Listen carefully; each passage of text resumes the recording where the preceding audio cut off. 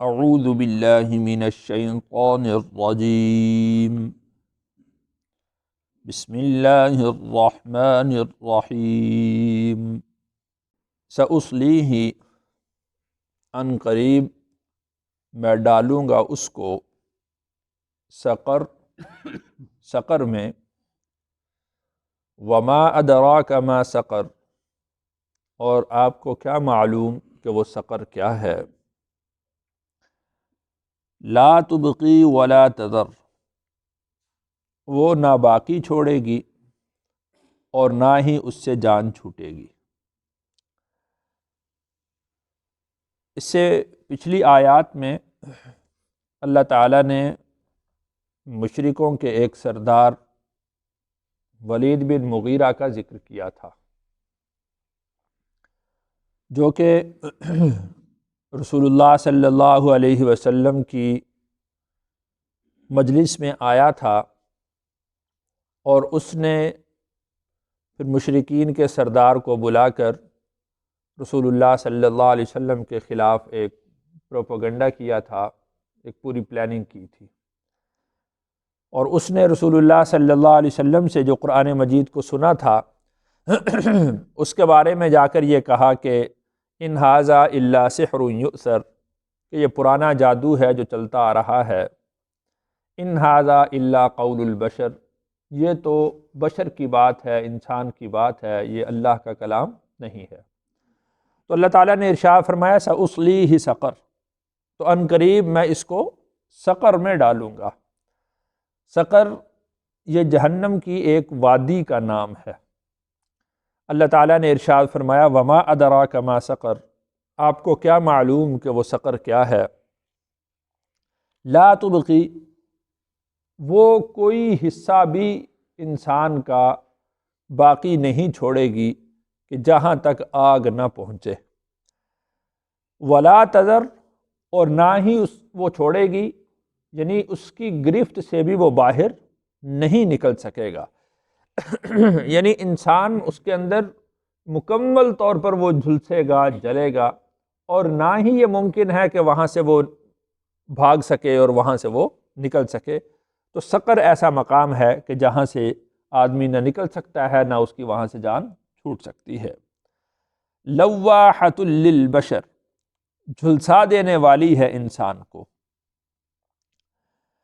علیہا 19، اس پر 19 فرشتے نگران ہیں۔ یہاں پر جو بات بیان کی لا تبقی ولا تذر لواحۃ للبشر، قرآن مجید میں اللہ تعالیٰ نے اس کو دوسری جگہ پر بیان فرمایا ہے، اور ارشاد فرمایا کلما نضجت جلودہم بدلناہم جلودا غیرہا لیذوقوا العذاب، کہ جب بھی ان کا وہ جسم جل جائے گا تو پورے جسم کو نیا کر دیا جائے گا، دوبارہ اس کا وہ جسم نیا ہو جائے گا، پھر وہ جھلسے گا، پھر وہ جلے گا، یعنی اس کے عذاب کی شدت میں کسی طرح بھی کمی نہیں آئے گی۔ یعنی جس طرح اگر جل گیا ہے، احساس ختم ہو گیا، دوبارہ وہ جلے تو اس کا پتہ نہ چلے، ایسا ممکن نہیں ہے، ایسا نہیں ہوگا۔ کلما نضجت جلودہم، جو موجودہ ان کی جلدیں ہیں جب وہ جل جائیں گی، سڑ جائیں گی، بدلناہم جلودا غیرہا لیذوقوا العذاب، اور پھر ہم ان جلدوں کو دوبارہ بدل دیں گے، نیا کر دیں گے تاکہ وہ عذاب کو چکھتے رہیں۔ تو یہاں پر بھی اللہ تعالیٰ نے اسی کو اس طرح سے ارشاد فرمایا لا تبقی ولا تذر لواحۃ للبشر۔ حضرت شاہ عبد العزیز محدث دہلوی رحمۃ اللہ علیہ لکھتے ہیں کہ انسان کا بدن اس طرح نظر آئے گا کہ جس طرح سے جب لوہے کو گرم کیا جاتا ہے موڑنے کے لیے تو جس طرح وہ سرخ نظر آتا ہے، تو انسان کا جسم اس طرح سرخ ہو جائے گا اول، پھر اس کے بعد اس کا وہ جسم سیاہ ہو جائے گا، پھر سیاہی سے وہ نیلے کی طرف جائے گا، اور نیلے سے پھر دوبارہ اپنی اصل حالت پر واپس لوٹ آئے گا، پھر اس طریقے سے یہ ایک سلسلہ وہ چلتا رہے گا۔ علیہا 19، اس پر 19 فرشتے ہیں۔ اللہ تعالیٰ نے 19 فرشتوں کو ان کے اوپر نگران مقرر کیا ہے۔ تو فرشتہ تو ایک بھی کافی تھا، لیکن اللہ تعالیٰ نے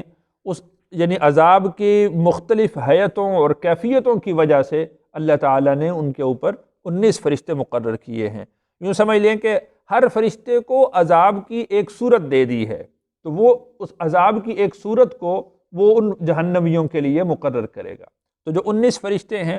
19 فرشتوں کے نگران فرشتے مالک ہیں، یعنی جو جہنم کے دروغہ ہیں، جو پوری جہنم کے نگران ہیں، ان کا نام مالک ہے، اور ان کے انڈر 19 فرشتے ہیں جو جہنمیوں کو سزا دینے والے فرشتوں کے سردار ہیں۔ 19 شعبے ہیں، تو ہر ایک شعبے کے اوپر ایک فرشتے کو نگران مقرر کیا ہے۔ یوں سمجھ لیں کہ جس طرح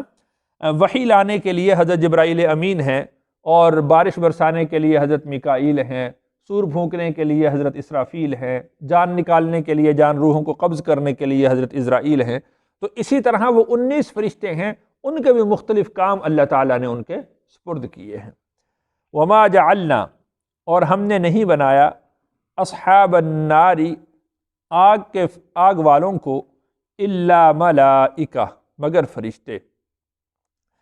جب یہ بات کی گئی کہ ان پر 19 فرشتے نگران ہیں، تو انہی مشرکین میں سے، مشرکین کے سردار میں سے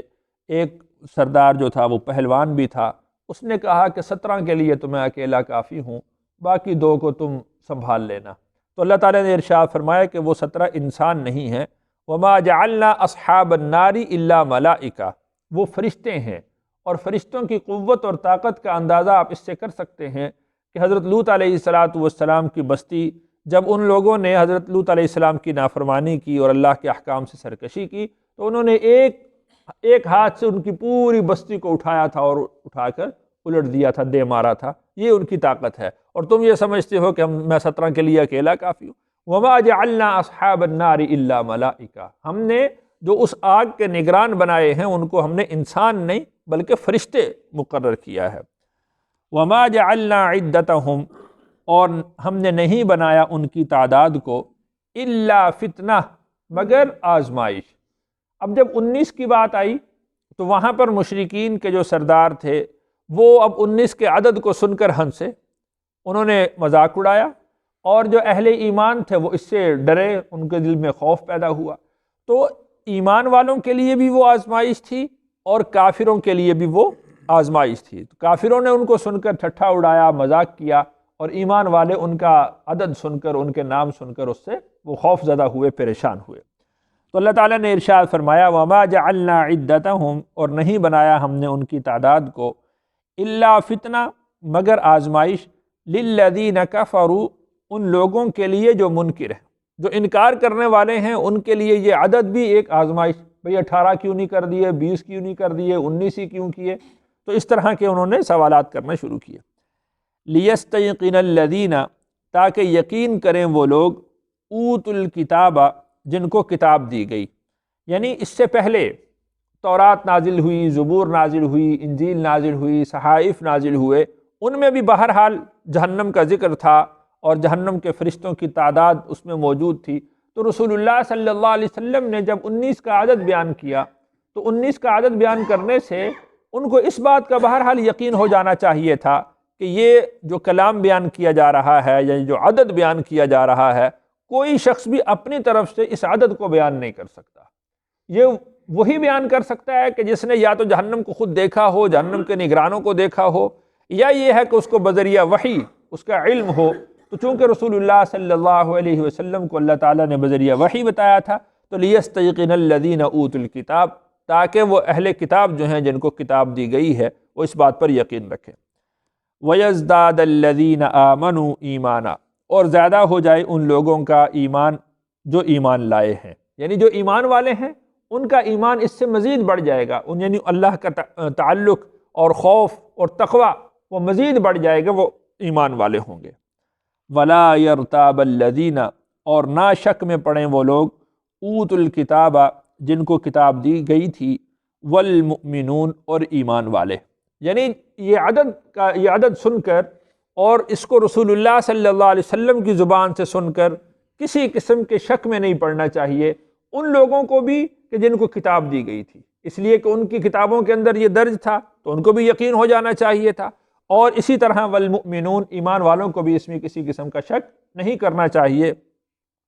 کہ جب رسول اللہ صلی اللہ علیہ وسلم کی باقی ہر بتائی ہوئی چیز کو انہوں نے تسلیم کیا، انہوں نے قبول کیا، تو 19 کے عدد کو کیوں نہیں مانیں گے؟ تو اس کے اندر بھی وہ شک نہیں کریں گے۔ وَلِيَقُولَ اور کہیں گے وہ لوگ الَّذِينَ فِي قُلُوبِهِم مَرَضٌ کہ جن کے دلوں کے اندر روگ ہے، جن کے دلوں کے اندر بیماری ہے۔ اس سے مراد یا تو وہ لوگ ہیں کہ جو منافق ہیں، یا وہ لوگ ہیں کہ جو ابھی نئے نئے مسلمان ہوئے ہیں اور ان کے دل کے اندر ابھی ایمان راسخ نہیں ہوا۔ وہ یہ سمجھتے ہیں کہ اب ہمیں کس طرف جانا چاہیے، ہم نے ایمان تو قبول کر لیا ہے، اب ہمیں یعنی مستقل طور پر اہل ایمان کی صفوف میں داخل ہو جانا چاہیے یا واپس جانا چاہیے۔ یعنی جو ابھی بالکل ضعیف الایمان ہیں، یا وہ لوگ جو منافق ہیں، مرض سے مراد وہ ہے۔ یعنی وَلِيَقُولَ الَّذِينَ فِي قُلُوبِهِم مَرَضٌ تاکہ کہیں وہ لوگ کہ جن کے دلوں کے اندر روگ ہے۔ وَالْكَافِرُونَ اور کافر، یعنی منافق اور ضعیف الایمان بھی یہ بات کہیں گے، اور جو لوگ منکر ہیں، صراحتاً انکار کرتے ہیں، وہ لوگ بھی یہ بات کہیں گے کہ ماذا اراد اللہ بہذا مثلا کہ اللہ تعالیٰ نے اس مثال سے کیا ارادہ کیا، یعنی 19 کا عدد کیوں بیان کیا گیا ہے، اس کی تگ و دو میں پڑھیں گے، اس کے بارے میں تفتیش کریں گے، اس کے بارے میں وہ سوالات کریں گے کہ ماذا اراد اللہ بہذا مثلا، اللہ تعالیٰ نے جو 19 کا عدد بیان کیا ہے یا یہ سارا جو معاملہ بیان کیا ہے، اس سے اللہ تعالیٰ نے کیا ارادہ کیا۔ کذالک یضل اللہ اسی طرح گمراہ کر دیتے ہیں اللہ من یشاء جس کو وہ چاہتے ہیں، ویہدی من یشاء اور ہدایت دیتے ہیں جس کو چاہتے ہیں۔ تو اس طرح کے عدد بیان کرنے سے اللہ تعالیٰ کا ایک مقصد وہ یہ بھی ہوتا ہے کہ اللہ تعالیٰ لوگوں کی آزمائش کرے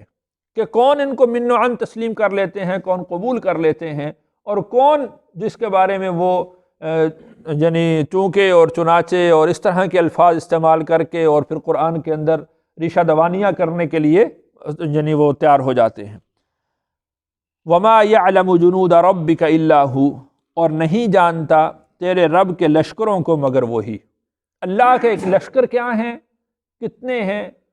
ان کو سوائے اللہ کے کوئی اور نہیں جانتا۔ مختلف روایات کے اندر چیزیں آتی ہیں، باتیں آتی ہیں کہ سوائے اللہ کے ان کا علم کسی کو نہیں ہے۔ یعنی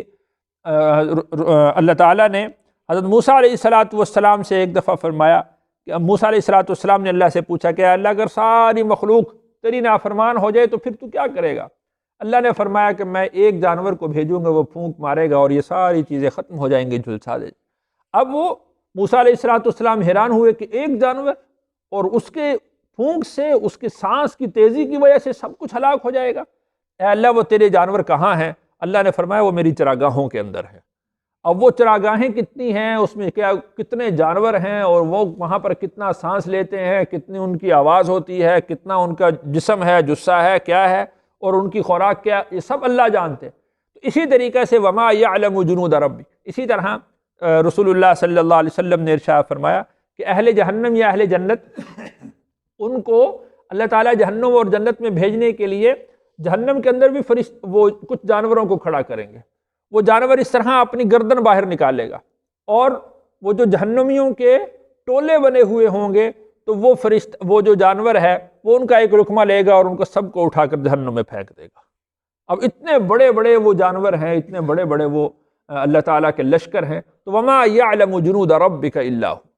وہ تیرے رب کے علاوہ ان لشکروں کو کوئی نہیں جانتا۔ تو یہ 19 کا عدد بیان کرنا اور ایک ایک فرشتہ اور پھر وہ سارا پوری جہنم کو دیکھنا اور سب لوگوں کو سزا دینا، تو یہ کچھ بعید بات نہیں ہے۔ وما ہی الا ذکریٰ للبشر، یہ تو نصیحت ہے انسان کے لیے کہ ان ساری چیزوں کو وہ پڑھے، ان کو وہ سنے، ان کو وہ سمجھے اور اس کے مطابق وہ عمل کرے۔ اللہ تعالیٰ سے دعا ہے اللہ تعالیٰ مجھے اور آپ کو عمل کی توفیق نصیب فرمائے۔